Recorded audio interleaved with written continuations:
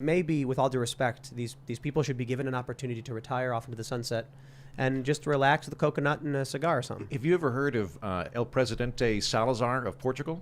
This is can I tell? It's a very quick story, but this is one of my favorite stories. So, Portugal had one of those presidents for life. Like I think it was in the 60s or the 70s, but he's like El Presidente, but he's a dictator, right? He has a stroke, and he is on his deathbed, and the rubber-stamped Parliament of Portugal goes, all right, enough of this nonsense. It's time to go back to being a democracy. Let's join the rest of Europe. We're going to be a liberal democracy. Okay, everybody all in favor. We're a democracy now. But then he recovers, and they go, uh-oh.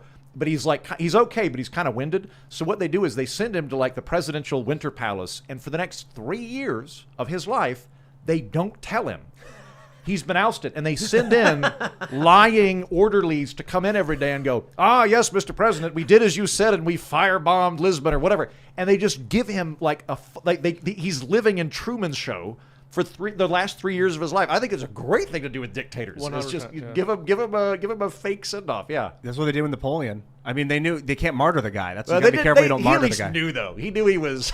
he didn't realize. He didn't think he was running Paris. That would have been funny. Oh yeah, he knew he was.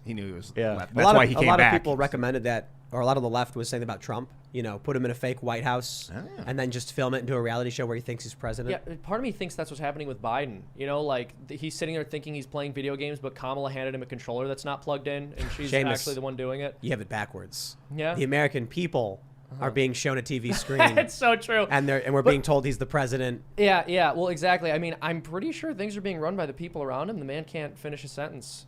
Well, I've said this several times. I think the people around him are trying to do what Biden wants, but a man that incoherent makes it impossible. So they're all, the joke is like, they're all sitting around the table, and, and you've got Millie and like Kamala. And then Biden's like, this Ukraine thing.